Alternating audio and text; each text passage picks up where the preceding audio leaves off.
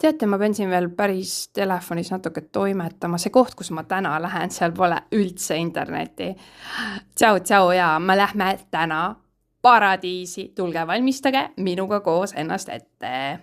Kingad ei sobi paradiisi minekuks.